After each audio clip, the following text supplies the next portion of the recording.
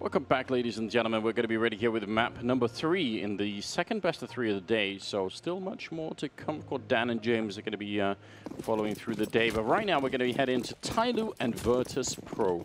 And it's going to be on cash. With it looks like Tyloo starting on the... Well, not yet. They're going to do the knife round. You never know. It's always a bit of mystery. Yeah, I would imagine that whoever wins knife opts to start on their T side. We've seen that is usually very beneficial for whoever it might be. VPR, the victorious team. Yeah, makes sense, doesn't it? Just to get, you get to dictate the pace. You feel like even if you don't get all the rounds you want, you can sort of make it back still if you get a good start to the CT side. So there's some benefits there. Absolutely. And considering kind of battering that we saw Virtus.pro take on Mirage, they might want to get a better of a feeling of what's going on in the game to start things off. It's not nice to going from one pummeling to another. But I am a bit worried about how Virtus.pro fare on this map. I'm not convinced. Obviously, again, we're talking about like a lot of online results for Virtus.pro and so on that are never impressive, never have been, regardless of how good they would have been at international tournaments. But even so, like if you go back to what was it, the Adrenaline Cyber Cup that they played in Moscow, which is like a 4-man tournament with SK, Avantgarde, and I want to say Gambit. Yeah, probably. They managed to get absolutely trashed by Avantgarde. That was a little bit shocking, wasn't it? Yeah. Well, so far, it's a reasonable trade.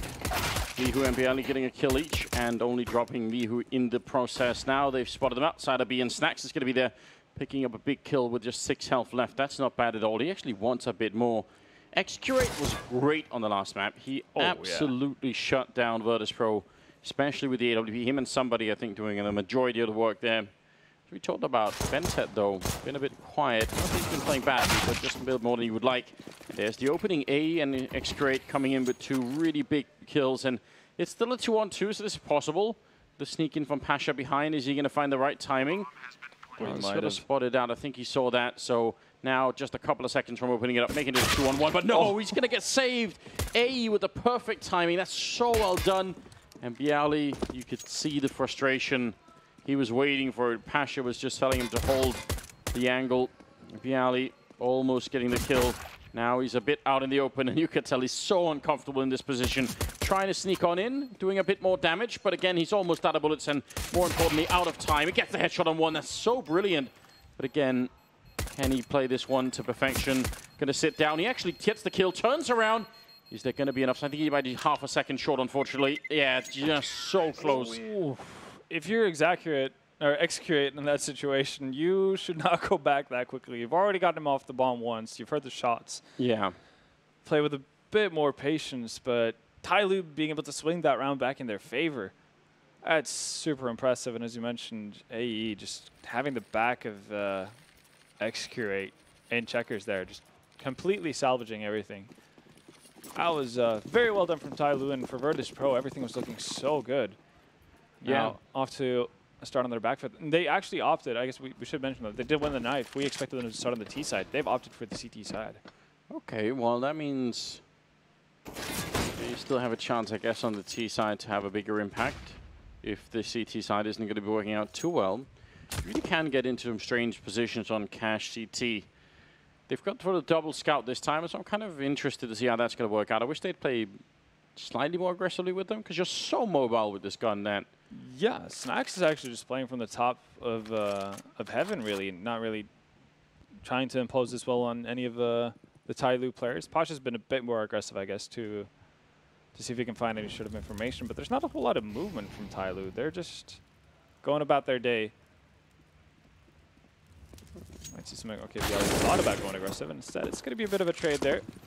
Rather equal, actually, but Pasha gets the tag, and that's very, very important, and especially if this ends up, almost regardless of what bomb side you end up on, if Virtus.pro's got the drop on it and actually have the read and the rotations in time, pistols do immense damage at this close range. Yeah, it can work out. Pasha set him in a good position, and there's not much utility left either, so they can't just easily grenade him out of that corner. A little bit more damage being put into Mihu. There's getting really close and taking the face right off of AE. The Deagle does a bit more damage, so these scouts are now going to be a slightly more effective, almost double peeking. That could have been dangerous, and Pasha going to fall back around the corner. He's ready in case any kind of peek comes through And that forklift, the bomb though will go down. So even in this 3-on-3, the pressure is now back on Virtus.pro to see if they can somehow steal the round back. That'd be great for them right now. Getting around the corner as Neo goes down, leg shot.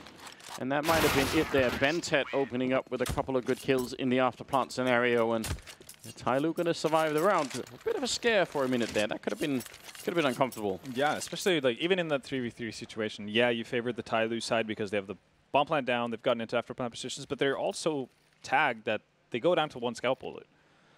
So that's the real worry. Whenever they show themselves, which they a lot of times happily do, that could just swing things and well back to Virtus.pro just so quickly.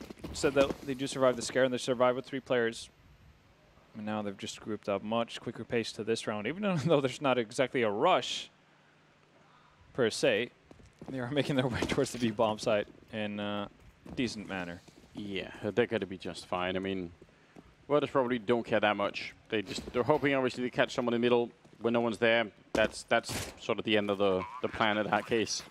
Yeah. Just have to try and see if you can get something. Maybe catch someone running out of a bomb site. Long range headshot there. DD's out eco hunting. The best kind of hunt, really. It is a lot of fun. Bialy, he's just tucked away in a corner outside of the B garages. Might be able to get 1 shot. This is a pretty nice angle, actually, considering like how well covered you are from the boxes. Won't be able to drop AE, but he didn't really have that fun of a weapon to pick up going into a potential future round. It's only UMP dropped. Actually, X-Create's going to be able to pick it up as well, so only a Mach 10 in essence lost there. Yeah, and which is just fine, all things considered. Now we've got rifles on Virtus.pro, but it's one of those uncomfortable 4th rounds where you've been purchasing a couple of things. So even though you can get these rifles, you have only head armor on 1 person. You've got no defuse kit. You've got some grenades, but no Molotovs, so it's definitely not perfect. Absolutely isn't. And Tyloo, they've shown restraint. They've been able to be methodical on their T-sets. We saw that they were happy to take their time on Mirage at least. So eventually, a lot of this utility that we see in the hands of Virtus.pro is going to be expended, making Tyloo's push all the more dangerous. That is pretty much what we're seeing now. It is nice to see, though. Like, even if it's such a formality for most teams and at the top level, it's nice to see, I guess, the teams trying to break into the top international scene actually go through the motions and do what you're required to do. Even though it might not be the most flashy thing in the world, it still is required for you to be successful on a consistent level. It definitely is. Snacks is ready with the smoke in the vent in case anyone tries to Molotov him out. So you could tell that he's got that hold in just in case, and he's going to put it down. Well, takes a fair bit of damage. He was actually kind of ready for it, so it's a bit of a shame that he couldn't do more with it. Only takes out half of it as well. Yeah, we saw that problem earlier. Snacks and Mihu going to go down with only 1 return. A lot of damage onto DD though, but that's still going to be a problem. Bialy's alone in that A bomb side in the middle as Pasha goes down. That's a huge problem. This is Bialy's turn to really come up big, and the way that they come out, they're so far in that there's no chance for a double spray there. Usually we don't advise that people sort of, just jump like that, but it does make it very hard for Bialy to do anything. Yeah. Speaking of tough jobs, Neo has the 1-on-1 on 3. Already tagged down to 42 HP, but one thing going in his favor, at least, is the fact that both players on Tyloo are severely hurt. A lot of utility on their side. Still a Molotov as well. The problem is, can they get that down onto the bomb when Neo closes the gap? I like the position, actually, from X-Curate at this point. He's actually going to drop down. There you go. He's just looking for exits at this point. I mean, he didn't have a kit or anything, so he would have had to have found somebody pretty much instantly. Yeah, he would have had to run up pretty much highway instead of going all the way around towards car. So that's a form of disappointment, I would say, here for Virtus.pro. 4-0 in favor of Tyloo, and as you were quick to express your distrust of them, their ability to play this cash map. Yeah, and again, I mean Virtus.pro. Yeah, and you can kind of question if it's the right choice to make to start on the CT side as well. Yeah, it's very easy to say it in hindsight. Obviously, if they end up losing this half 12-3 or something to that effect, then it's like, why didn't you just pick the C side? But again, you'd have to imagine that VP have actually looked through some of the issues, or one of the many issues they've had on cache recently, and worked on that. That's why they're opting to go with the CT start. So there's the M4 drop where they can't pick it up. Just everything going Virtus.pro's way, right? It's really not what they're hoping for. Oh, they're committing heavily here to try to get it back in the hands of Snacks, and they do so. It's an actual rescue mission to save the M4, which Tyloo will fine with. You know what? Just let him have it, and we'll trade the B site for your Colt. So whole different rescue mission has been put into motion now. Either try to rescue the B bomb site, which seems very unlikely, but now they can try to, I guess, put up a bit of a watchtower for Snacks to warn him of imminent danger. He's in a position where they can come in from a lot of different angles, so let's see if he's going to be fine. It feels like at the moment there's a couple of players that are close enough to him. Yeah, Bentet, XQ8. Now we're closing in. But again, it's not that big of a get really for Virtus.pro to be able to necessarily take out Snacks here. Like, sure, it's nice, obviously. He's going to have to reinvest into a Colt, etc. But we are going to see a buy coming out of VP regardless of what happens here in the next round. Yeah, well, he's going to be able to save it. So, but I mean, on the other hand, Tyloo get out with every single member alive. So yeah. See, like DD sitting on what? Wow. 11K after buying up, and the rest of them sitting between 6 and 8. It's a pretty healthy place to be if you're Tyloo. One of the ways in which they used to play this map, Virtus.pro, where I felt like it sort of made sense of it, was actually having either Snacks or Neo or be alone, but then they had so much more room to move around, and like even that solo player in B could you could play it a bit like the B bomb side of Mirage, where you could get a shot and sort of fall back, and maybe things will still be all right. You get like a second chance, and you can call in some teammates from the middle to back you up. Like there's options, right? But they actually went away from that, and I can't even really explain why. It might come down to the fact that it's something they've experienced in practice, where teams are actively being able to deal with that kind of a play style. But it does make you wonder, right? Because all we can see is the final results in official games. And I think one of the issues is that Virtus.pro ran into, especially on Cash, is the fact that byali has to be the most one-dimensional player to ever play Cash. He literally only plays two. He literally plays two positions, and it's the MBK corner, which is also fondly called byali, and forklift. Yeah, it's a little bit crazy. They've actually, and he's done that for what, 4 years now? Yeah, and he's even like, in spite of that, he can be pretty effective in those positions. But he still has his games where he does absolutely magnificent and gets a 3K every time somebody even approaches that A-bomb site. But I feel as a whole, it's not really that much of a surprise anymore. It doesn't catch anyone off guard. He doesn't really have the consistency to do it in every single game. Timely smoke, yeah. DD has to pretty much challenge that. There's only 20 seconds, so they can't wait around. They've already put in the grenades, and with one on the other side, Snacks almost lining up for a big double. He's going to get taken down anyway from Bentet. What a big turnaround. I think they should have lost the round right then and there, Tyloo, but now in the middle as AE goes down. Still a bit of trouble here, but the bomb will be planted. And DD, are they going to be aware that he's so far pushed out? If Virtus.pro don't remember to check this, they could lose yet another round, which would make it 6 in a row. And Asher doesn't look like someone who's ready to take this fight. DD just waiting for it. And yeah, Pasha looking the wrong way. A lot of trouble now for Mihu. He could try and just rush in and see if he could do it, but it is going to be very, very quick if it's going to have to happen. I mean, they're just waiting. They've got the situation under control. He's going to have to fall back down. I'm going to say it. I think Tyloo should have probably lost this round. Like, Snacks in that corner. I can agree with that. That should have been the winning moment. Yeah, 2 kills there. Bomb gets dropped as well. Nobody's in position to pick it up because DD's already started into the CT spawn. That's definitely a golden opportunity for VP. Yeah, DD didn't even worry about the guy who was on the bomb side, did he? Somebody else picked him up. Yeah, I think it's just like on his way towards the side, then somebody kills him, and then it's just like, all right, everything's fine. I don't have to worry about anything anymore. And even when like they figure out that, oh, Snacks is here as well, he doesn't actually make the break going back in towards the bomb side. Probably because he's worried about a quick rotation coming in through spawn, but still, like you have to make that move if they don't win out the duel versus Snacks. That smoke practically lands on DD when there's like 20 seconds, and he just rushes through, and which is actually the right move. But it's something that's not so easy to do. Like, yes, you have an instinct that says, I shouldn't go through smokes. But the problem, if you wait, I think you just lose the round almost inevitably. So it's a good move on him. It's definitely so. Oh, scoping here is going to be heard, probably by Mihu. Neo seems to be aware of what is about to happen. This is can be a very powerful setup, but also can be pretty disastrous if you can't find the immediate kills here. If you get traded out, then that's such a big advantage for the T side. Not only, obviously, do you get the CT defense weakened, but also so split up, and you have pretty much every avenue open to you on the entire map. And not even going to go in towards mid. So they might just be keeping Mihu stuck in a corner. For the moment, flashbang to allow Neo to get out in case anyone was close by.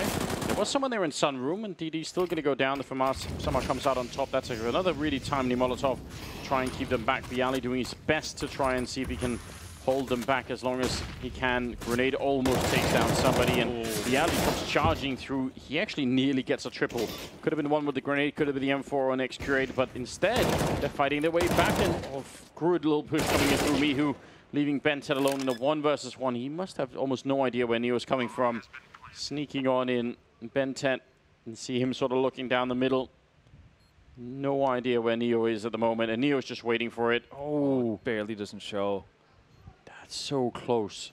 Now Neo's starting to second guess himself, maybe. Yeah, he's getting a bit worried. Bentet might find the perfect timing. He looks the other way now. Got to go back and check for it. This is now on Neo. I think he's the one who's a little bit of trouble now. He's going to get peeked perfectly. Bentet there to win the 1 versus 1. That's 7-0 in favor of Tyloo. This is so far out of control. Yeah, this like all the small details are going in the favor of Tyloo right now. Virtus.pro actually dealt with that initial A push pretty well. Bialy playing around the edge of the smokes there, wait for one of his teammates to flash him through. AE is just completely blind. He has nothing to do in that round. Gets immediately removed. It's just fortunate for Tyloo that they have X-Curate and positioned far back in A main to be able to get that return frag immediately. If Bialy is able to kind of just roam around for a couple more seconds, he probably finds a follow-up kill to that. What a crazy situation. Wasn't really expecting this. Look at this force buy from Virtus.pro as well. Yeah, I mean, they got to try something, right? They're down so many rounds, so WMP, double him for 1 scouting play. Oh, that looks so close. He's millimeters above his head. Was he expecting him to open the door? I think he was as well. Well, Bialy boosted up at least. And oh. It's definitely not the start you'd like to see. Oh. They did that trick. They opened the door. Opened it backwards? Yeah, they opened it backwards. Good job, China. Cheeky Devils. There we go, at least. Bialy so far kind of isolated on the bomb side, but at least they have mid control, so he doesn't have to worry about highway. It still remains to be seen what Tyloo wants to do. The bomb is moving over towards the B bomb side here. So it might see a mid split with Bentet being either a late lurk or just the one trying to sell the fake. Actually, they're going to put all 4 players through the B halls. So yeah, I'm assuming Bentet's just going to be someone to draw attention, but Deeper not really biting on it. You can see Pasha's already rotated over here.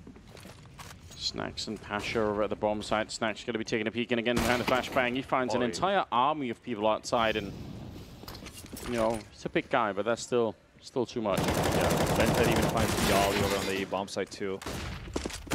Wraparound from Neo is not working out, and everything is just going horribly wrong for VP. This is a Virtus.pro destruction, isn't it? Yeah.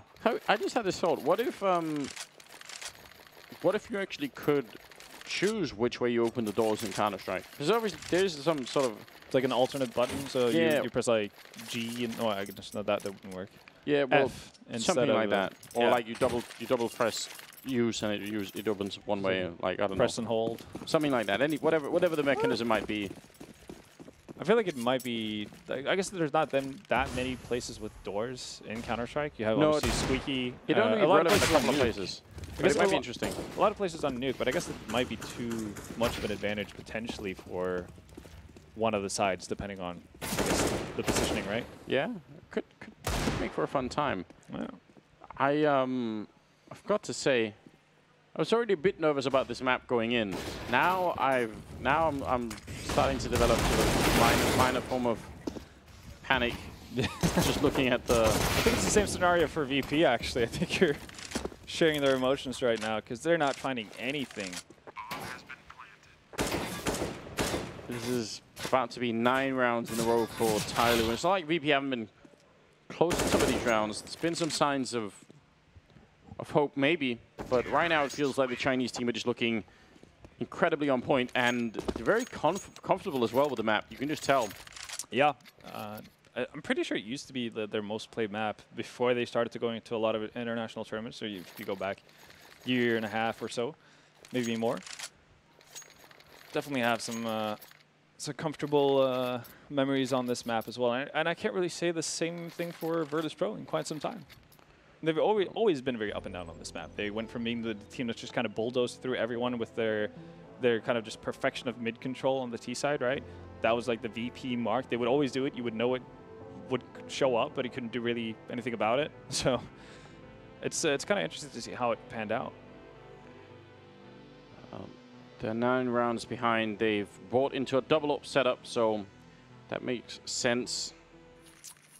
Whenever I see people born like in 1995 or something like it. I think they're 5 years old. I still think it's a huge 2000. That's the problem that I have. There must be some sort of problem with people born in the 80s that just.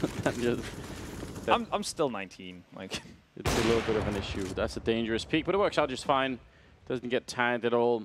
X-Curate has been a great opera in this best of 3 series so far, so want to be careful about giving him too much of an opportunity.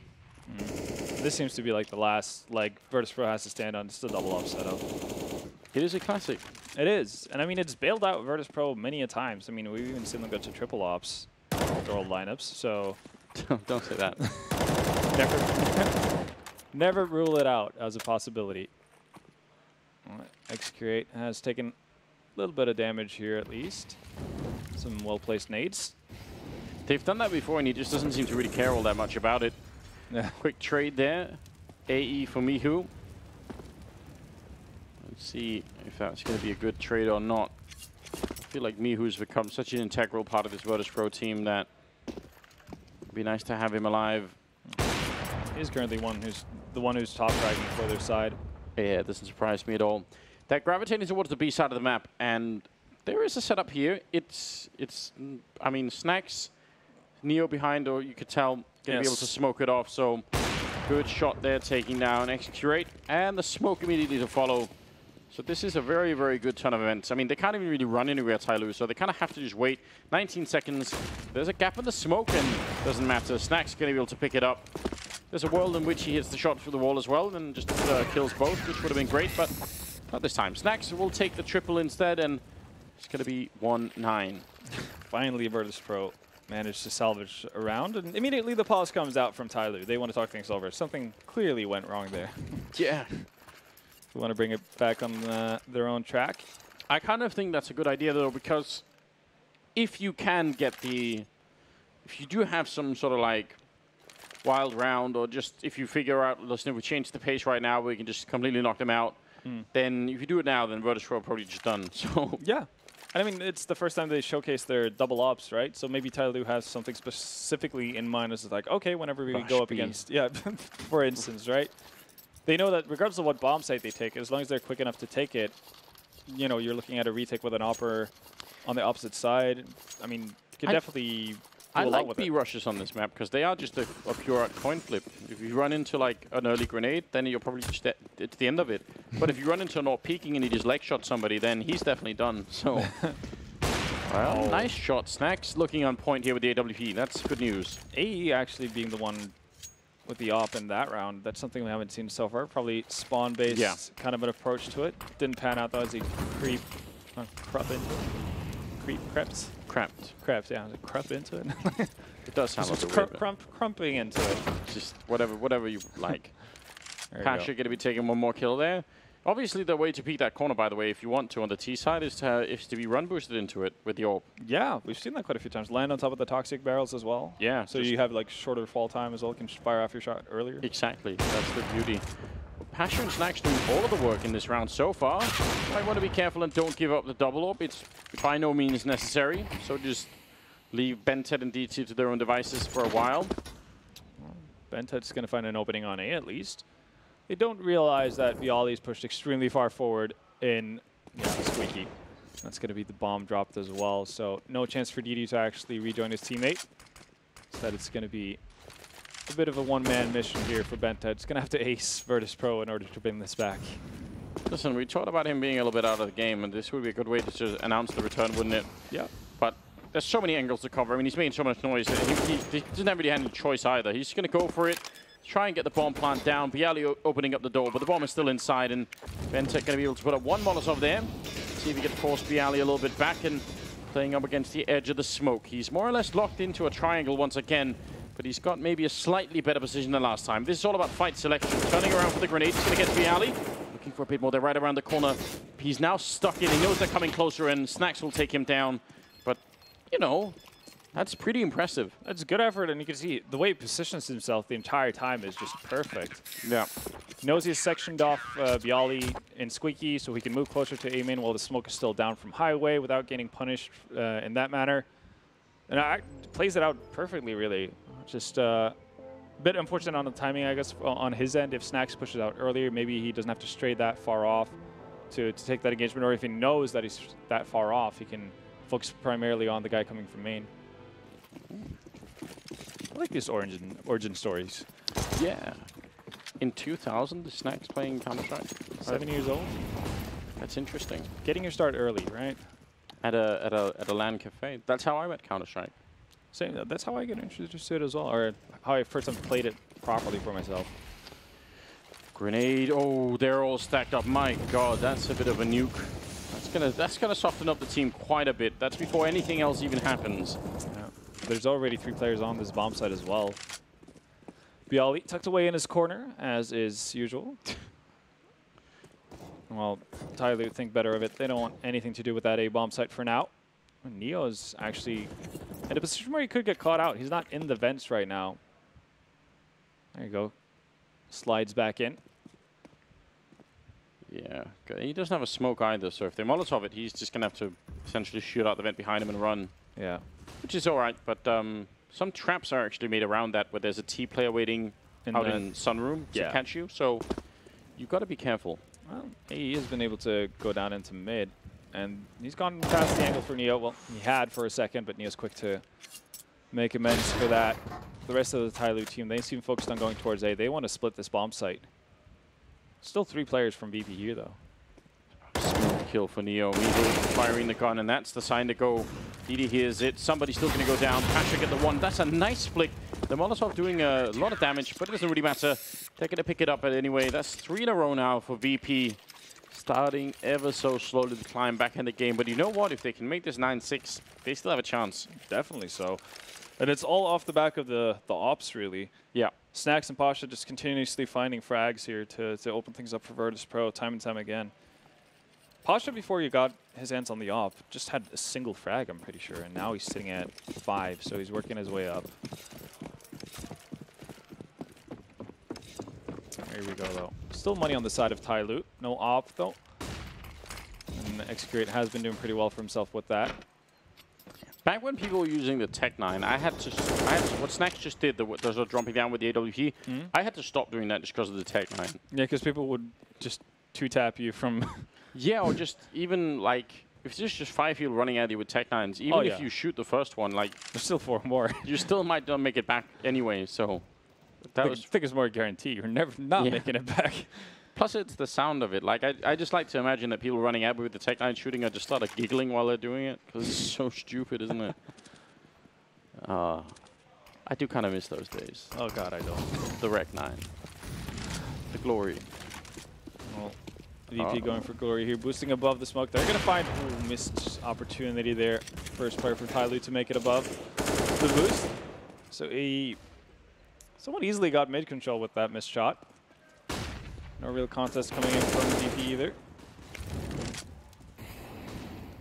Oh, a little bit of paranoia there. Using the Molotov slightly early. Snacks. Oh, he sees it coming. That's really important. I think able to peek him. He's just taking more kills. Quick double for him. They need a grenade or something to get rid of him, and they just don't have one. Triple kill for Snacks.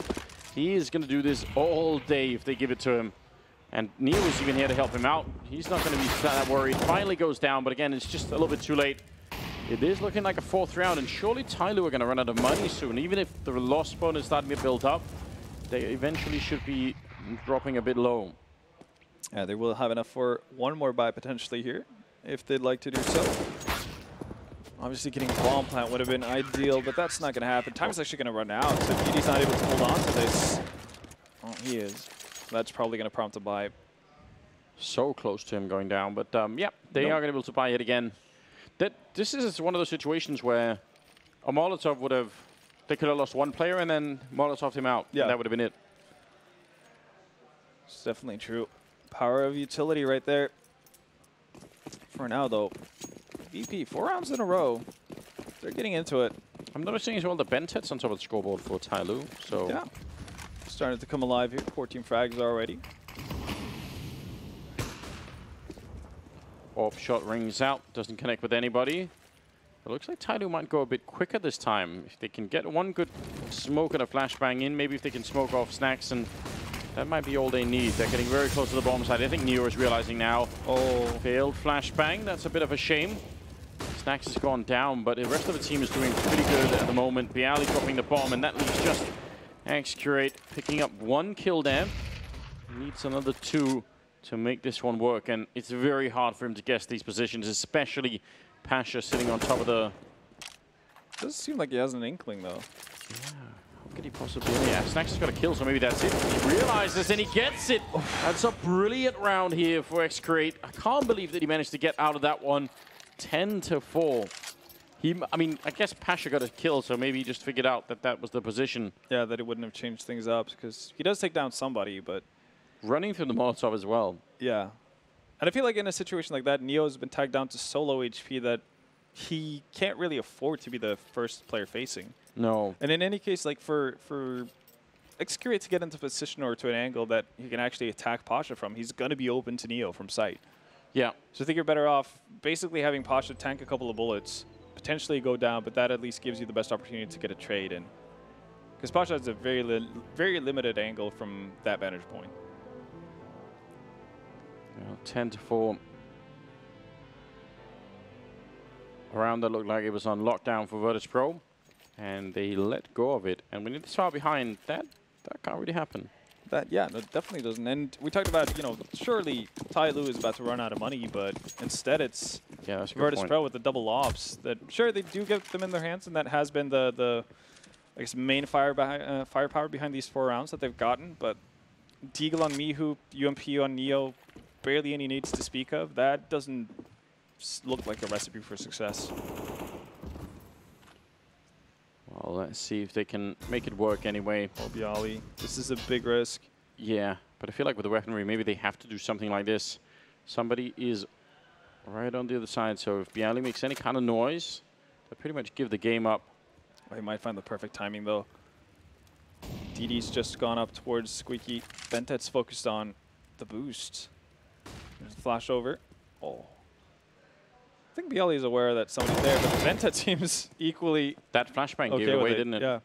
It's like an odd flashbang to just throw. I guess it could also be a sign of somebody being boosted up close by. But Bentet just being aware of what's potentially about to happen. Heads up play from him. Yeah. Quick boost, though. This is a pretty good job. And it was a silent boost as well, so somebody should have been able to hear it. You can get up there, obviously, by sort of run boosting or something that makes a bit more noise, so... You usually see that more beginning of the round kind of deal. Yeah. Pretty significant risk to take mid-round. Tyloo, though, they're focused on that B-bomb side. They've been fake. loving going here. Look at where the bomb is. It's all the way over by the squeak door. Yeah. How many rotations are they going to be able to pull here? There's already 2 players on the B-bomb side. Snacks goes through the smoke. Mihu comes running out. He's not going to win the fight either. And that's going to put them in the dark. But Bialy up on the boost, shuts down the bomb with 8 seconds. That's the round done, completely regardless of what happens here. So that's the power of sort of standing your ground until you actually hear the call about where the bomb is. 5-10, heavily favoring Tyloo. If they win the pistol in the second half, that should be enough. Virtus.pro, though, which we talked about, sometimes you get a bit more room to play with in this on this cache map when you're on the T side. So I don't want to rule them out yet. No, definitely can't do that. Again, we need to see Tyloo being able to play the CT side of this map as well. We've already seen teams flunder about significantly. They showed us that they could play CT side Mirage as well, pretty well. Here we go. Fair bit of utility, actually. 2 Molotovs on the side of VP, so that lends you to believe it's going to be a B push, considering they're moving there. They're going there at a quick pace as well. Very, very quick. Didi, close. Oh my god, he's going to get trucked completely. The Glock just running him down. Didn't even get a chance. Looked like he might have been in a position to maybe flank around and get a quick kill with the USP, but Execurate is miles away still. When the bomb goes down, it's going to be another 5 seconds before he's even outside of the bomb side, and you actually don't have that much time. They have a kit on Bentet, so gotta watch out if he goes down exactly where that is. Might not matter because they're pretty much all going down. Bentet was going to be the last guy in, and that's a massive round for Virtus.pro. If they want a chance of winning this best of 3, I think that pistol round might have been the first big step in the right direction. Definitely is. And even if Tyloo find more success on the initial engagements that they take there as they start the retake, Snax has a Molotov just loaded up the entire time that he can drop on the bomb. And Virtus.pro just coming out at a very quick pace here. Formula 1 start to this pistol. They're not going to mess about too much either. 3 AKs, not a whole bunch of SMGs, just Mac 10 and UMP. Actually, they find a trade as well. Pasha goes down after finding Bentet. Somebody. Yeah, the smoke actually. Heads up. Otherwise, you are pretty much toast in that corner. Oh, wow. Didi as well, coming in from Connector to find Miku. So, VP taking damage here. Already 2 players down. Not like this. And they're not really close to the bomb site either at this point. Sneaking in. Snax. It's dangerous. He's going to get the one. He's quick to react. That's such a great spray. I would have thought as soon as he got that, he would have been immediately returned the bomb, but I think it was actually Neo even who picked the first kill, but Didi and AE left. And Didi hiding back here with about a minute left. Well, looked like Bialy had the right idea. It still might not be enough here. 1 versus 2, and no armor here on AE. And Snax is, yeah, well, anytime there's smoke, I guess the Snack's probably going to be there. Yeah. 7 to 10. I mean, that was a scary round for a minute. It definitely was. Like actually losing out battles in mid. There's just this big transfer from Snack. Even though he doesn't pick up somebody, the fact that he's able to readjust and find the second player in mid there. If he goes down, then all of a sudden it's anybody's game at that point. So I wouldn't say they could feel comfortable. And Snax is rocketing USP, Pasha, Glock. No, not exact immense amount of firepower on their side either. Nice nade though from Neo. Yeah, having a really big presence in the middle at the moment, just sort of keeping everyone occupied. And he's going to get some backup now. There is again someone by the sandbag, so it's just the USP, but still want to be a bit careful. Oh, no, where are the bullets going? Nowhere near Bialy's head, unfortunately, for Tyloo. And somebody managed to sneak out to find Neo at least. That's 1 frag, and well, even though he makes noise like an elephant, Didi's still able to catch Pasha by surprise. Snax is there to take care of things. 2 kills, even though he just had USP going into it. Why did he have the USP? He had the AK picked up, didn't he? Are they just going to the double up? I think he picked up that from a body. Oh, could be. But yeah, like, Bentet definitely should have been able to connect at least with some bullets onto Bialy in that scenario. Yeah, that looked interesting. Yeah. It's much too soon to celebrate.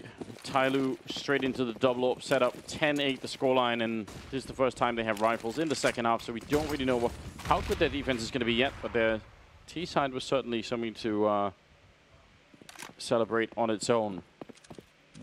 They're going to leave Bentet alone as the mid defender here. Here's actually what he's going to do if, again, Molotovs come out. If you've done this every single round, Smoke's going to have to come down, or actually Bentet. Not to, yeah. The weird thing, though, is that VP throw down that Molotov, but nobody's actually keeping an eye on it, so they have no idea if they've actually cleared out sandbags or not. Yeah, it might be worse. They might have actually mind-gamed themselves into believing that they have cleared it out, because they don't know if anyone... He just took 2 steps back. this could be a huge problem. The fact that they've essentially set themselves up to get false information about the situation in the middle. Yeah, and well, even though Snax isn't benched right now and they do have Bialy and Sunroom, they might set up for a B split. Bentis could have an extremely quick rotation through this. And they're making noise going into the vent, so Bentet's hearing all of this, and he could be pretty quick to get there. In fact, he's already moving out. Is it going to be in time for Tyloo? If Bentet's quick, it might be working. AE missing the shot, putting out a counter flashbang. There's the kill coming in. Somebody's gone down and Bentet with the flank, not working out. Somehow Mihu is aware of it, and it's going to be working for Virtus.pro. There was a moment of just a little bit of fright there. It's now X-Curate just running away. Yeah, there we have it. Tyloo calling for the tactical timeout.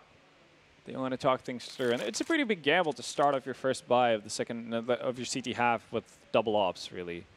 And we haven't really seen AE pull up that op at any given point previously in the series, so I guess it has to be map specific. They want to have the opportunity, like you mentioned, to potentially have Soul defenders focus heavily on mid with the riflers, and then bank on quick rotations to be able to carry them through. But they're going to be in a bit of a deep hole right now, economically speaking, and it seems like BPR closing in on X-Curate. Yeah, they're getting very close. Oh, this is a bit of real shame. No AWP save. They lose absolutely everything. 10-9 now. And VP one single round away from equalizing the scoreline, which you've got to think at that point their spirits are going to start to change a bit. Like maybe they're going to start to feel like this can really work out. Well, they definitely can, and now they're getting into the same kind of territory we saw Tyloo in, where they just have so much money on their side that even if they were to drop a couple of rounds, now that they've closed the gap at least, it's not going to be the end of the world. They're still going to have opportunities to reinvest and bring it right back, potentially reset Tyloo as well. Yes, indeed. There you go. Neo, 31 years of age. That's nothing. No, it's true.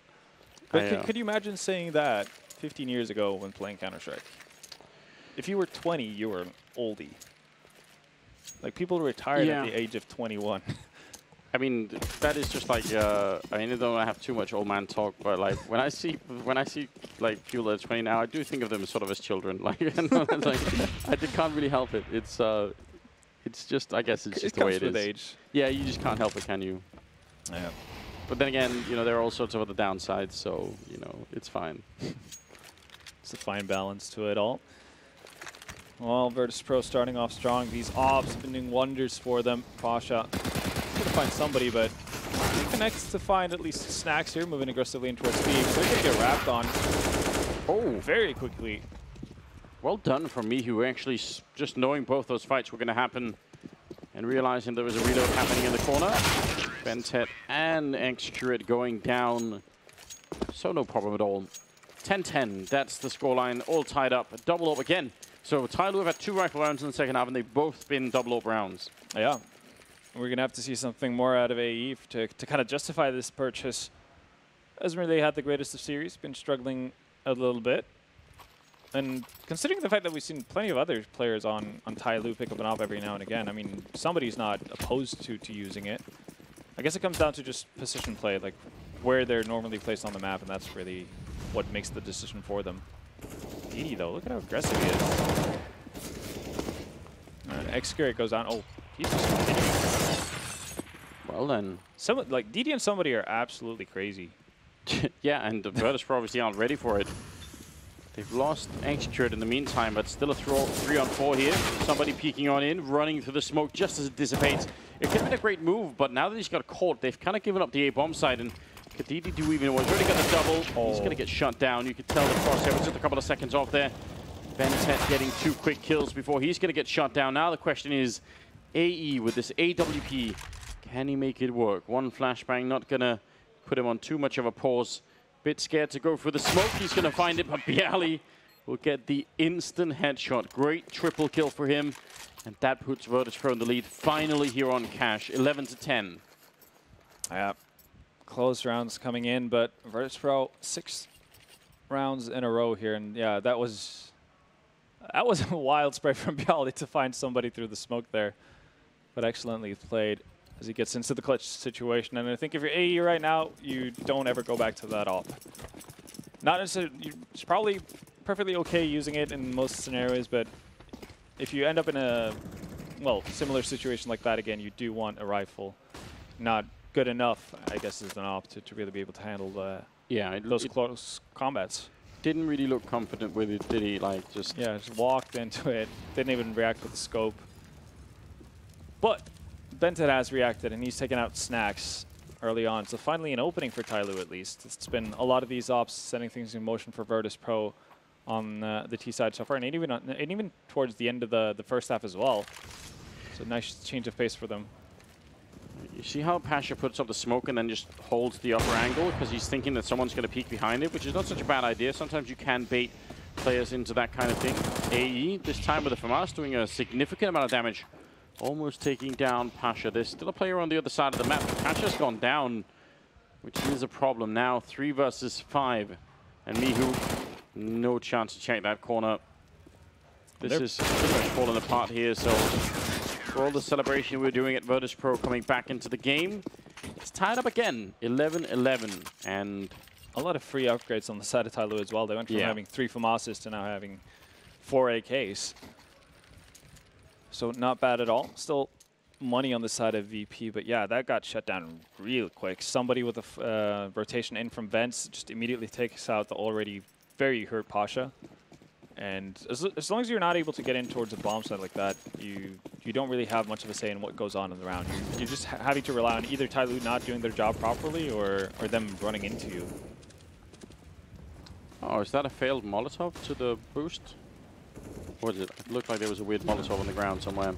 Yeah, look, right there, behind Pasha, I think.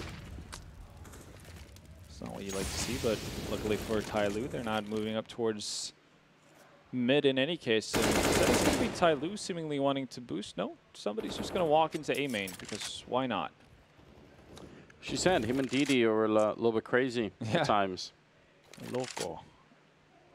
It does make it very hard to play against. Like there are some real problems associated with people who play a slightly erratic style. Yeah, I mean you see it all the time, like how tough teams had of a time dealing with Fur, like figuring out what he's on about for the longest time. Well, Virtus.pro haven't grabbed any sort of map control right now. They're just setting up for an execute here, and somebody, does he find the timing? He does, at least, to pick off Neo, but immediate trade, and Bentet in a really awkward position. Yeah, smoke goes up, though. He's going to escape back around. Snacks really wants to punish him, but it's not really clear that he can. Bialy's going to roam into the bomb site, taking down Bentet, and now Execute in the corner with the AK-47. Just 25 seconds left. Snacks going to be picking up one. And Execute, he's still holding. Both the players are here for Tyloo and Virtus.pro. They kind of need to do something. The Molotovs are in, but just as that happens, the peak comes out, the bomb is down to the ground, and Snacks is going to be dropped. What a round from Execute once again. And Tyloo now, 12-11. The fact that they peek right in as the grenades are coming in is so beautiful. Yeah. I mean, that is perfect for Tyloo. Somebody getting kind of, I guess, the early drop on what Virtus.pro wants to do, because they've spent so much time doing nothing at all, really. Didn't grab map control, so the risk of them actually running all the way over towards the V bomb site is very iffy. You know that the Tyloo players can play aggressively. They could already be in Sunroom and more. As the quick push into mid comes out, Bentet's going to find Snacks, and somebody... Oh, look at the transfer. You could just tell there was a little bit of panic there. And maybe for good reason, Pasha and Neo are going to get a couple in return. Execute and AE versus Neo and Pasha. And I think a large amount of the rest of the game rides on this. What a flick coming out. He's so good at this game right now. Wouldn't have expected it, but... He's been really good. Had a slow start on train, but really came into his own on Mirage and has been continuing that good form here on Cash. Yeah. Pasha sneaking in, AK in hand, Execute ready and waiting, and he's going to get the kill. I think it's hard to call, but he might be the MVP for Tyloo if they end up winning this game. Yeah, I'd definitely say so. I mean, considering how many, not just like, you obviously got a lot of frags on Mirage, but it's a ton of impact frags. Like he was, if not saving them, attempting to save Tyloo from from a lot of sticky situations. And he's a big part as to why they had such a comfortable win. Yeah, another import from Singapore, right? I think it's Indonesia. Indonesia, sorry. And, you're right, you're right. To be fair, I've gone through an entire event, and like when we did Taipei, I went through the entire time of calling one of the teams from, I want to say Thailand, like Taiwan or something. Yeah, or like... Listen, just an easy slip up, blame jet lag. We're all learning, we're all learning. But what a great addition. I mean, they're obviously doing a fantastic job at the moment. Yeah, you see Indonesia. Indonesian. Finally got it right. Approximate total winning is 37,500. That's just not bad. That's more than BSL made his entire career. He's playing at the wrong time, wasn't he? Yeah, that you have to be said. You have to add for inflation and whatnot, right? True. I don't think BSL is that old that money was worth a lot more. In any case, 13-11. Tyloo 3 rounds away from taking this over Virtus.pro. That would be an interesting story. That would be a really cool story for Tyloo, especially having the opportunity to potentially play on home soil in front of a crowd. Very true. I mean, this is the CSGO Asia Championship, so would love to see Tyloo make it the way through. Pistols on Virtus.pro, and never a good sign.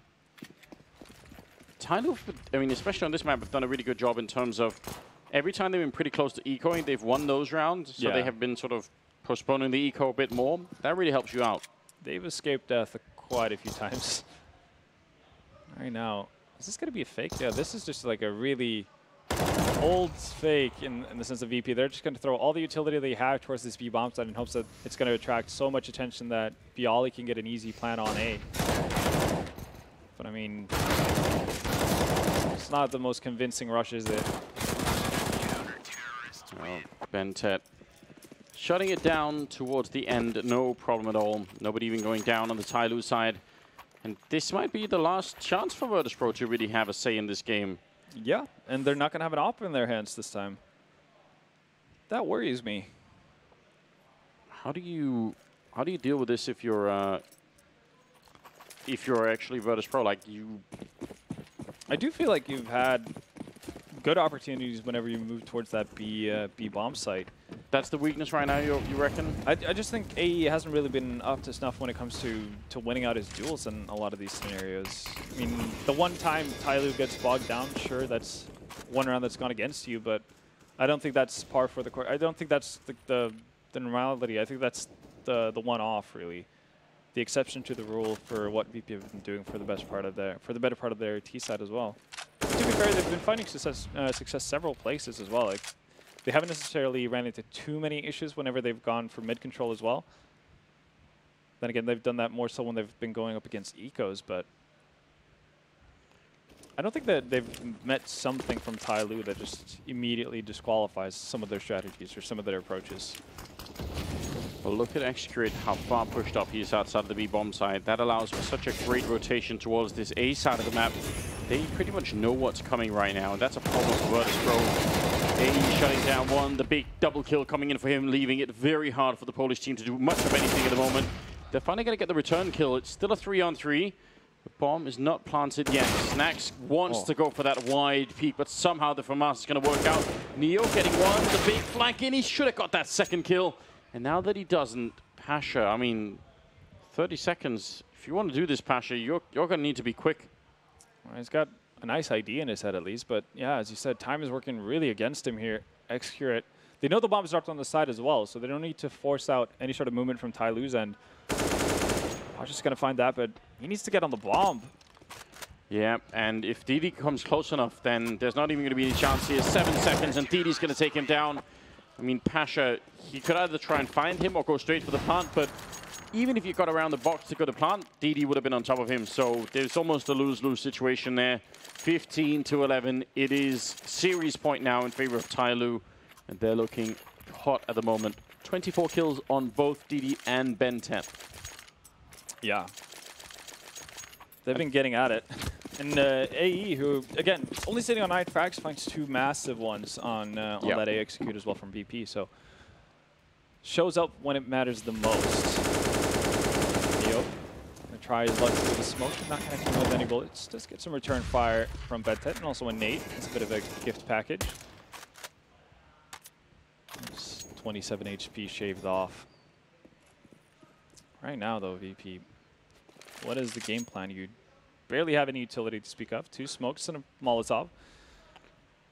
When Bentet shoots out the vent when he's on that shield cube, is that just to bait them into throwing a Molotov that way? Is he just trying to pretend that someone might be there? Could be. They've been there quite a few times. They haven't been successful with it, but they've definitely shown presence there a lot of the time.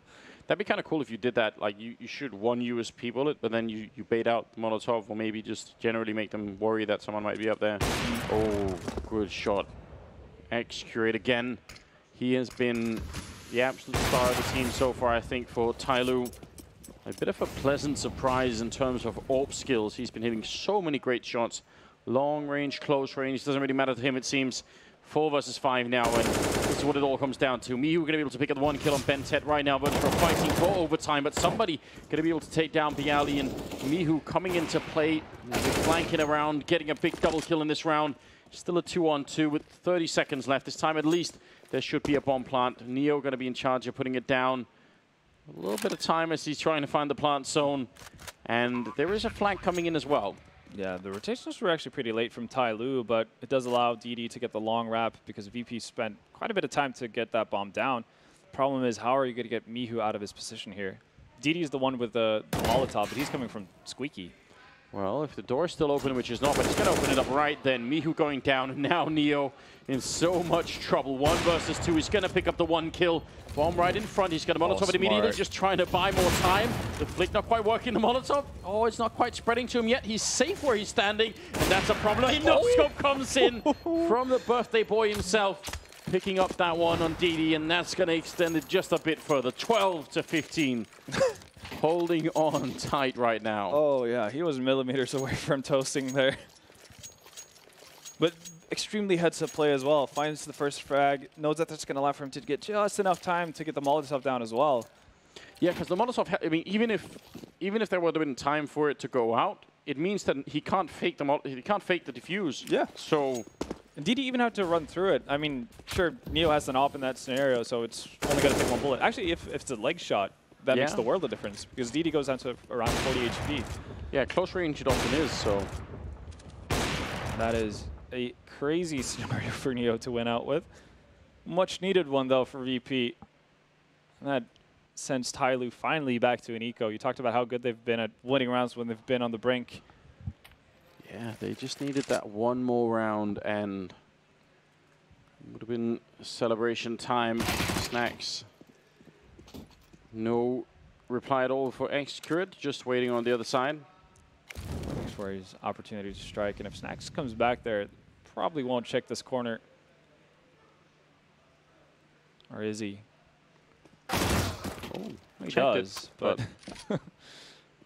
doesn't get the grand prize regardless. Does come away with a bit of information, but X-Curate doing a good job of smoking off as well. They're going to go for aggression 1 more time. It hasn't panned out for either teams really when they've tried to get aggressive into A main.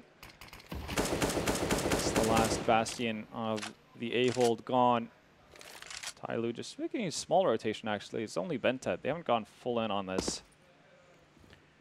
No, I mean, they have a couple of more rounds to play with before overtime is really looming, so waiting inside. Well, it's a good idea. I like it. Tries to make the most out of the situation they found themselves in. Neo's covering the backs of VP. Does actually get caught out still, though. DD with that 1 bought-up rifle. Bought it up to kind of balance out the economy of Tyloo. And, well, judging from the aftermath position on VP's side as well, he should be able to hold on to that. Yeah, you don't want to give a rifle over to AE at this point, because yeah, this is where we get into the part of the game where really everything matters. You don't want to give any kind of free rifles here. Yeah, especially because AE is the player with the least amount of money on the side of Tyloo right now. Yeah. And VP, they just seem content of just holding on to what they have. He's actually going to move away from his position in T-spawn 2. So 2 players surviving. Actually, ooh, AE at the very end finds an AK in mid. That's just a big win, isn't it? I'm pretty sure that's Neo's AK that got blown by the bomb down into mid. Otherwise, we would have had no shot of picking it up. Yeah, what a ton of events. That's a pretty big win. Little details. Oh, 15 to 13 now, moving into the 29th round. A tactical timeout now for Virtus.pro. Yeah, well, they can't make any mistakes, can they?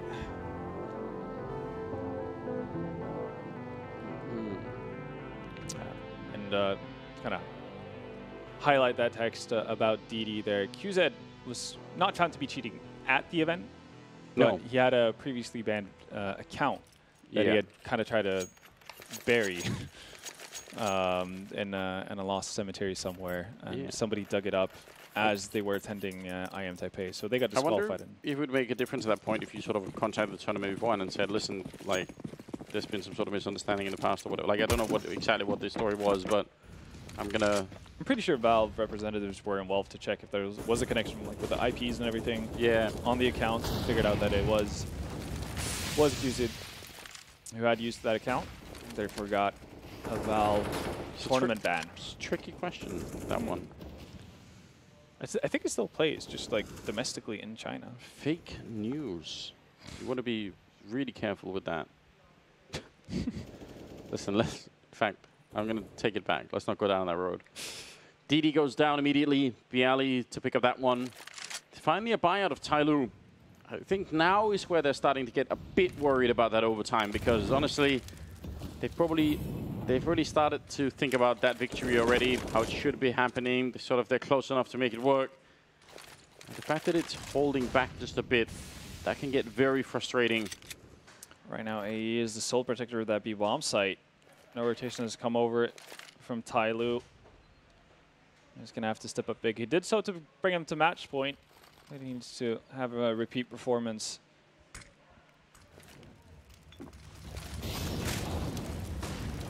Molotov? How is that not spreading? I don't know. Somehow it looked like even above his head, but X-Grid's going to pick up one, and actually another kill coming in, but it might not even matter. Somebody who's waiting pretty much the whole round in A main, pushed far down into A main, in fact. He's just not going to be there in time, so it is looking like a 14th round in favor of Virtus.pro. What is the money like for Tyloo, I wonder? It's pretty terrible. The X-Grid is the one with the most money as of right now, and he's sitting on 1,500. They're only going to have a 3-round loss bonus as well. So, yeah, BetDet's completely bankrupt pretty much. He's sitting on $50. So at this point, overtime looking more and more likely. Yeah, it really is. In spite of everything that Tyloo's done, they've really played a good game here on Cash.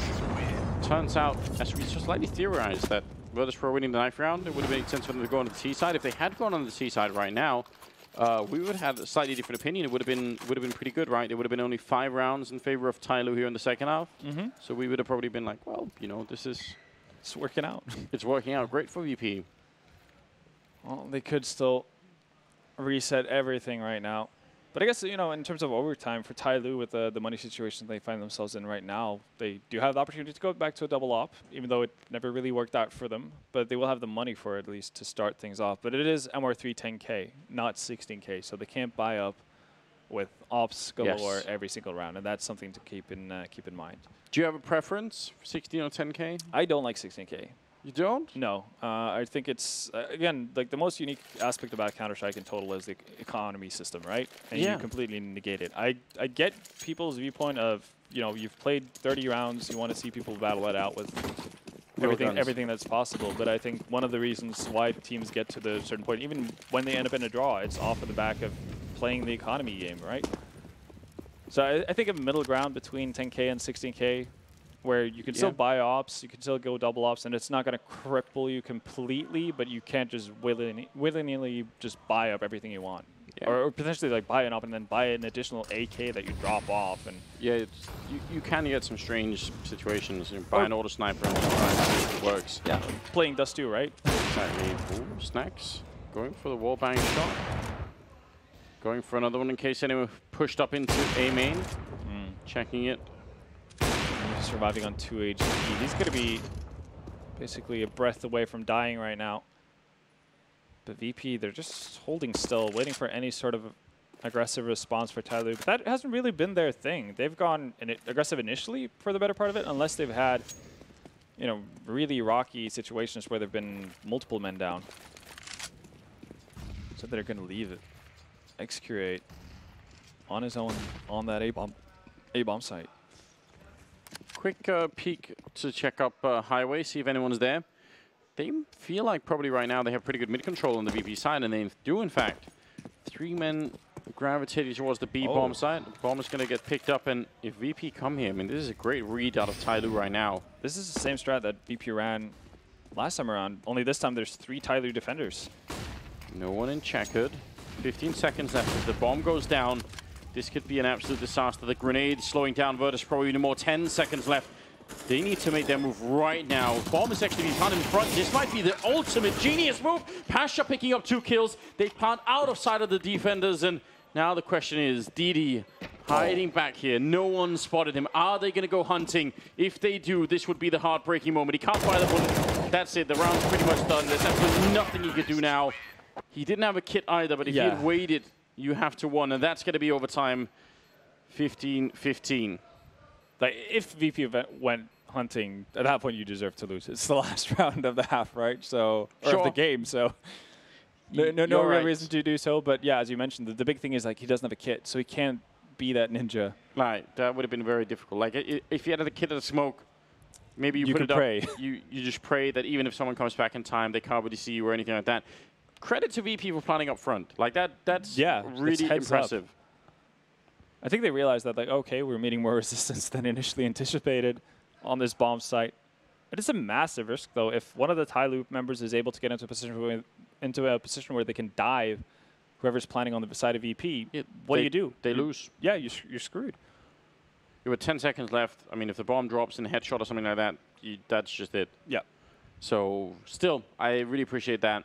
Forward planning on this map is, I mean, this is one of the maps where people have been planting.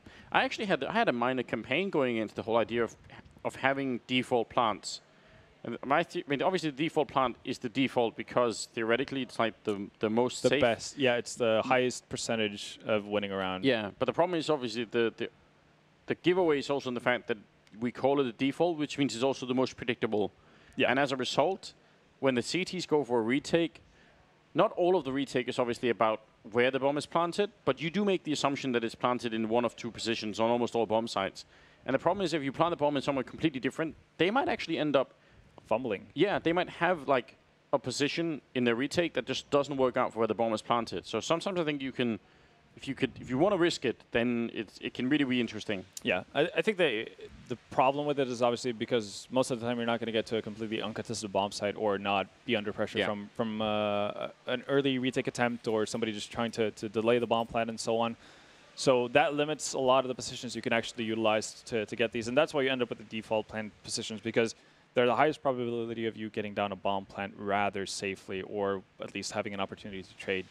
And there's a limited amount of spots like that. I mean, you could try to plant at the very back, far end of the B bomb site, for instance, on cache. But like, while that is nice for you to play from one angle of checkers, it also makes you very susceptible from any sort of Molotov, nade. You can't really move out of the position from that point without being discovered. It's just a rough time. Yeah, it can get very dangerous. So there we have it. But we did kind of allude to this. Once we get into the 10K territory, there is a chance for Tyloo to go back to that double up setup. It doesn't really strike that much fear into me. I at least wouldn't be that fearful if I was the opponent. I would still be fearful of Excurate, but not necessarily what AE has been able to accomplish with it so far. Yeah, he's been a bit underwhelming here in regulation, at least. Yeah. There's still time to turn things around, obviously. I think it's a tactical timeout right now for Virtus.pro. So they're just playing time. Maybe technical, I'm not sure. I think it's a technical timeout, yeah. Right, fair enough. Yeah, Tyloo looking like they were just taking a deep breath. This is, I mean, yeah, it definitely is a big strain on you as a player when you have to play third map at a best of 3 and that map goes into overtime. You start to feel like, oh man, like, especially when you were far ahead and you were winning it. I was about to say, when you're in the situation that Tyloo found themselves in, they had plenty of map points or match points to close it out. Even got close in various instances too. So for you feel like we should have been done with this by now. We should have been ready to to start thinking about our winners match, you know, securing our spot in the playoffs. That's what kind of thought that could creep into your head, at least. And obviously, you don't want any of that before you're actually done with the match.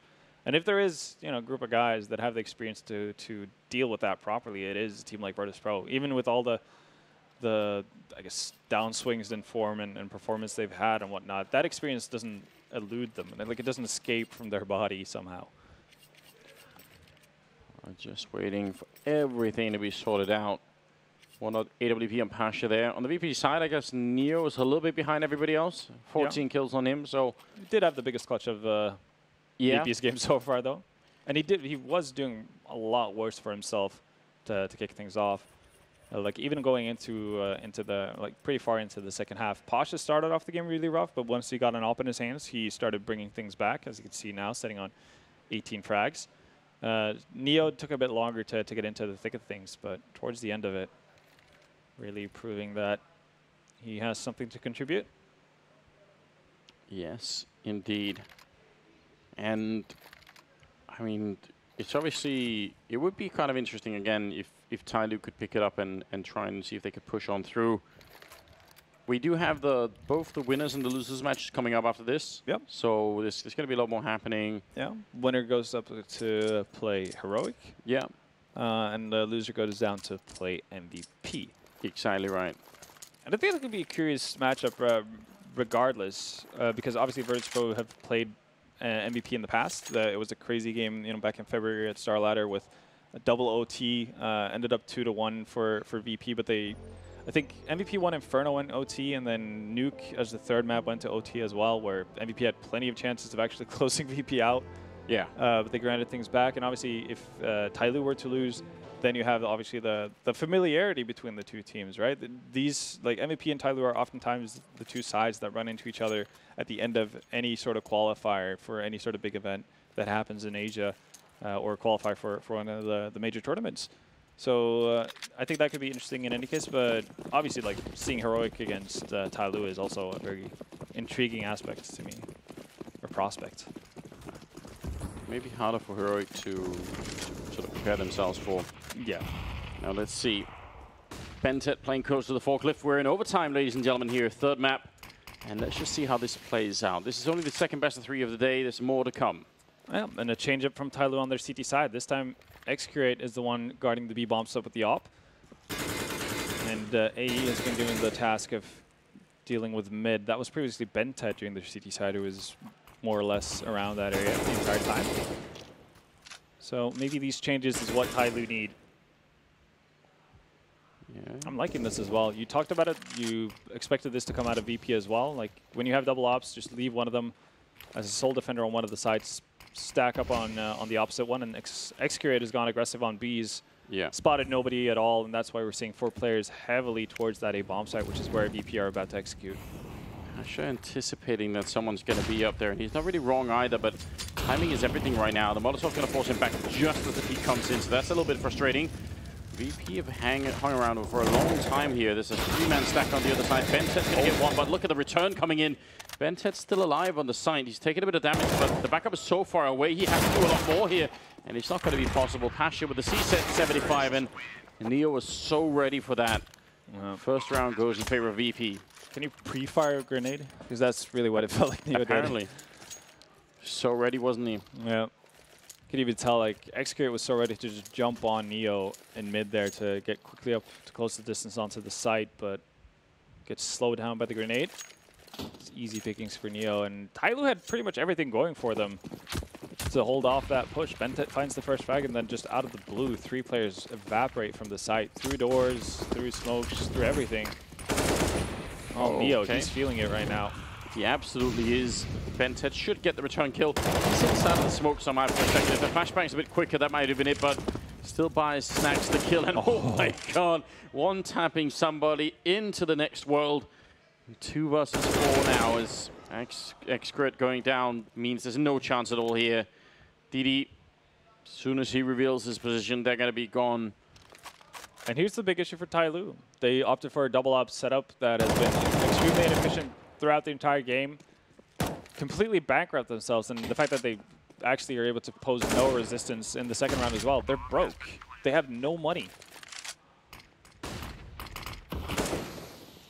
Very aggressive here, and yeah, they kind of almost need to save the AK, even though in overtime you hate to save at any point. It's definitely not what you want to do, and VP are so aware of this. They're already looking for Flash. and they know where he is as well. Well, the flashbang is pretty good. Ashley going to take him down. That's really, really frustrating. 17 to 15, and Virtus.pro finding a bit more energy here towards the end of the game and in overtime. Perfect time for it as well. Snacks on 29 kills, 26 on Bialy, so they've really come alive. They really have. I mean, on the other end of the spectrum, Tyloo, Bentet at 27, DD 28, Excurate on 25, but then there's a significant drop down to somebody who's sitting on 15 right now, and AE only on 9. Double Nate's going to soften up Bentet pretty significantly as well, down to 33 HP. And VP, they've found full control towards the end of this game. Who's even going to win out that trade? Yali too. So even though damage is being dealt, they're not finding the kills they need. Bentet is at least able to close out Mihu, but oof, that's a big kill actually from DD onto Neo. Yeah, seemed almost a little bit silly. The MP9, you are obviously super mobile, so maybe that's what helped out. Bentet and DD are quite low on health, so this fight could still be very tricky. Somebody has a CSAT 75 if you could pick something up, that'd be great. Bentet's lurking in the middle. Oh, well, at least spots out 2 players there before he has to back out. That might prompt DD to move more aggressively. Yeah, they're going to be sneaking up. See if somebody's going to be able to have the right angle.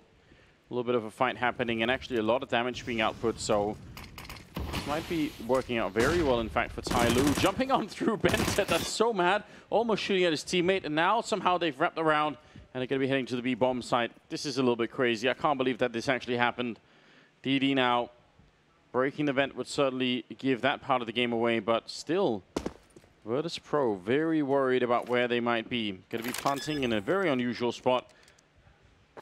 They have a grenade as well, a Molotov on both players, so the big question is, can Bialy hold on to his and win the round with just 1 Molotov? If he stays alive, it's not at all impossible. Bialy's in a very forward position, though. Yeah, but Ben said he's going to be going down. I think that Molotov might just be everything they need. Even if they find Snacks, they're going to be in a lot of trouble. Let's just see. They don't have a smoke currently picked up. Oh, they actually threw one, so that smoke, they don't know it yet, but they might have needed that smoke for the actual defuse. They almost line up, so it might not even matter. There's the Molotov going in. It might have landed on the other side. I'm not even sure. Snacks pushing through. Flashbangs everywhere. And Bialy coming with a kill on DD. Somebody goes down to Snacks, and 18 to 15. 1 more round for VP. What a turnaround here for the Polish side. Yeah, they're bringing it back here in a big way.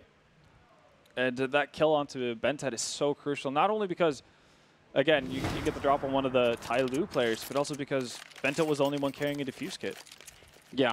Oh, that's a really good point, actually. So with the 2 other Tyloo players rotating through vents, they have no way of actually getting to that defuse kit at any given point in the after-plant scenario. So for every second that ticks by, they just get continuously more and more screwed. Now, you pointed out the fact that the double ult for Tyloo on the CT side wasn't really working, but it was for Virtus.pro. Yeah, definitely so. That's really what the big turnaround was. Well, then. Ah, I love it. It's just absolutely amazing. All right. That was probably the most anti-hype moment, wasn't it? DD's going to be going down to Pasher, and somebody will get one. Actually, that's so quick with the follow-up shot. He's just looking for more. He wants these fights right now, and maybe got a bit more than he was asking for, as now it's Accurate, just 1 left in a 1 versus 1. He's very low on health, and Snacks is going to be picking up the AK-47. Does he go for the peek with the AWP? Looks like he almost wants to crouch on in. Snacks is there. Oh, what a flick. Again, he does it. So quick. The double on him, keeping Tyloo alive, looking for double OT. Well, they have to be perfect in this half to get that opportunity. And it's definitely not by a solid margin they're doing this. Somebody with a brilliant double kill there in mid to kind of right every wrong that was happening. And Excurate It seems like he's just getting faster and faster. It really does, doesn't it? Because as soon as he scopes away from that, you think, oh no, like he missed his timing. Yeah, Snack's going to walk out. It's going to get uncomfortable. Solid play from him. Another double orb investment here from Virtus.pro. We just saw what happened to Tyloo when you do that a couple of times in a row. With the 10K starting money, you are going to be in trouble. They are broke. They're broke, so this is do or die for VP. I guess luckily they do have the benefit of potentially going into a second overtime, but you want to close it out. Yeah, as soon as time, possible. Oh, that's a juicy nade. In addition to that, Mihu finds somebody in Squeaky. And that's going to work out very well. They've put no pressure over towards B, not even a single nade. So you can tell VP have just kind of vacated that more or less. They have one player in checkers, and then you have the potential for a quick wraparound in mid. Look at Mihu, he's so far pushed up. They're setting up. This could be absolutely lethal. He's going to do so much damage. Getting one kill. He will be shut down eventually. He could have actually probably just fallen back at that point in time. But still, with about 50 seconds left, they're going to feel very exposed right now, Tyloo. They must be wondering just exactly where's the rest of the team and how much do they know. Flashbang is in. Not going to matter. Pasha still picks up the kill. I think this might be it. X-Red is going to be going down. Pasha with the kill. 16-19 in favor of Virtus.pro as they take the final map and the series here. 2-1 in their favor. What a long game and what a big win, I think, for VP. That was a big win, especially considering how it all looked, right? They started off very well on train. Slight issues of closing it out, but doing so still in a pretty comfortable manner. Yeah. Going into train, not really getting a footing at all.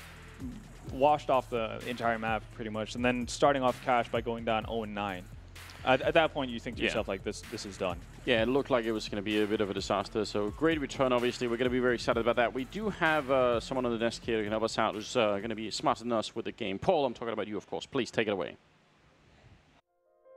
Jesus, that's a bit of a build-up, a bit of a stretch as well. Thanks, Anders. And, of course, Vendetta for their commentary in the first two series. We'll change our commentary team for the next one, give those boys a rest after a very long game.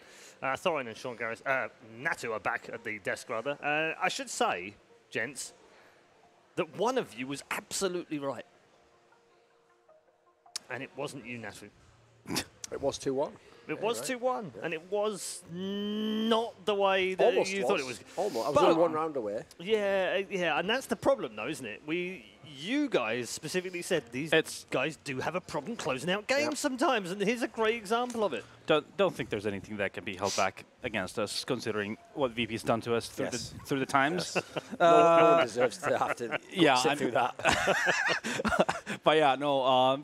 I mean, you gotta compliment VP. They definitely played well, especially on train. It was good to see their T side working out. Honestly, though, I mean, Tyloo, I felt like they needed to play more aggressive in those points in time where VP was playing a little bit more slower.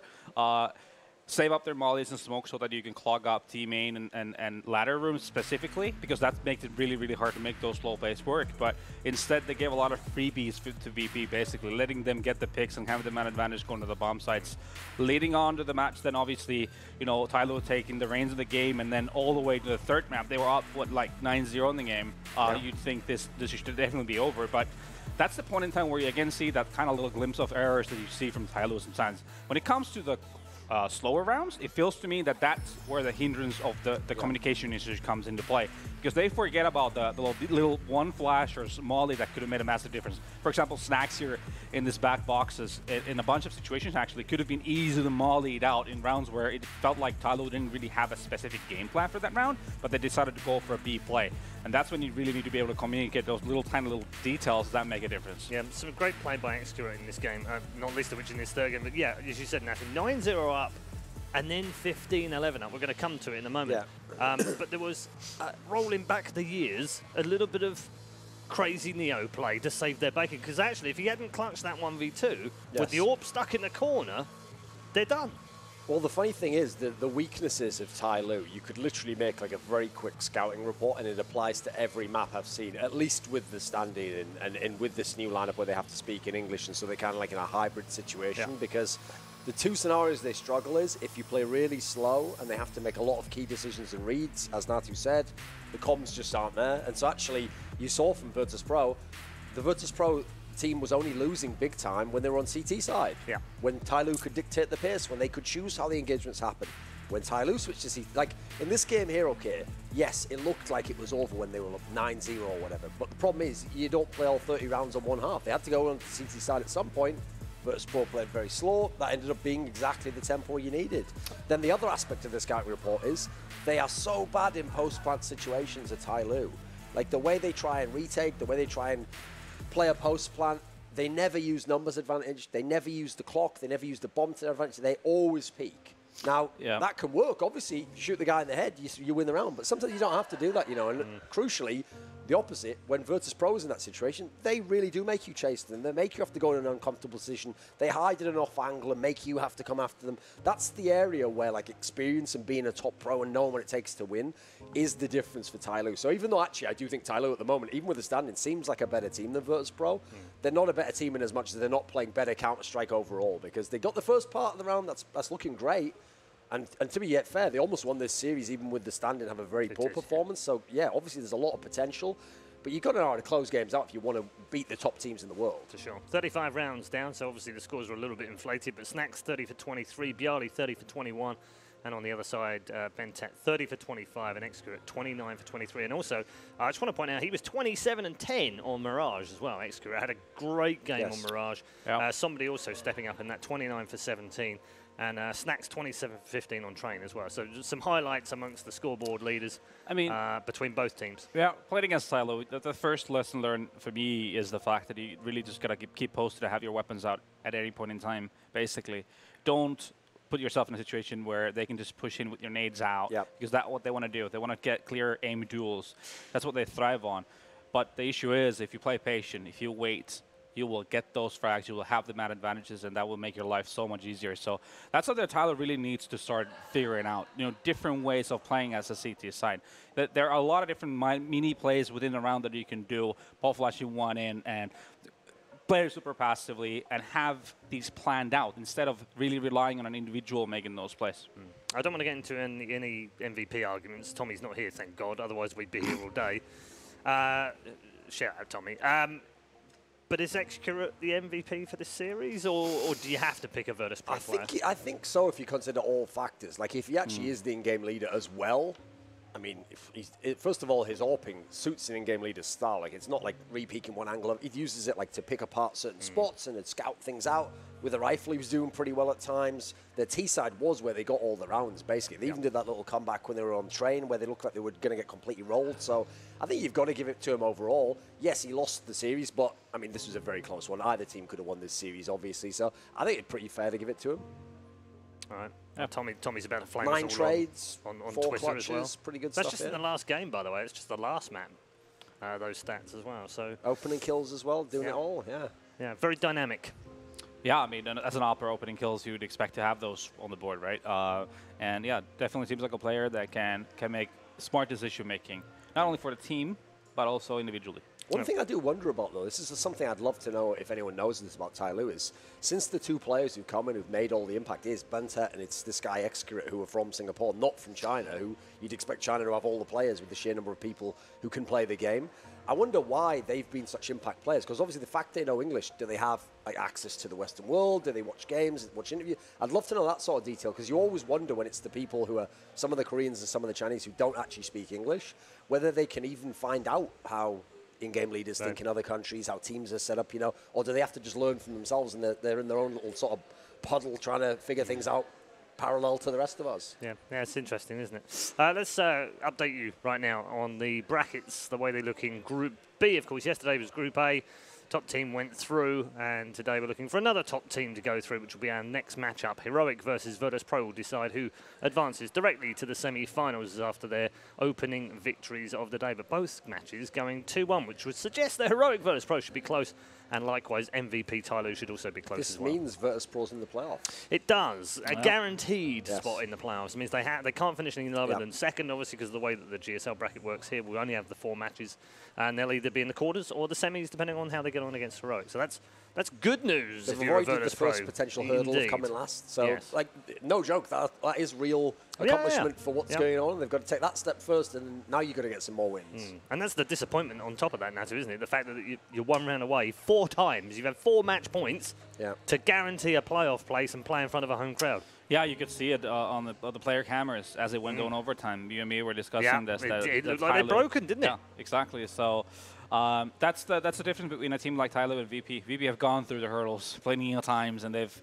actually fell onto the hurdles plenty of times as well. That's one thing I did wonder about as well in this game. Like, first of all, during most of the matches I've seen so far, there are not many timeouts. People aren't using them. Like, when I was at Star Series, when it was also best of 3s, you were timeouts all the time. Like, every time someone hit a dry spell or they had a bad round loss, you'd talk it through, you'd figure it out. So when you're talking about a tempo pace that never comes, adapting, like changing up how you play one position, they never really felt like they did that. They just kept somehow hoping they'd figure it out on the fly. And that's another thing that the veteran teams, especially the teams with the coaching, etc., this is something we kind of moved on from that a few years back, just playing the game. Yeah. That said, Virtus.pro were 9-0 down, didn't take a timeout. Sure.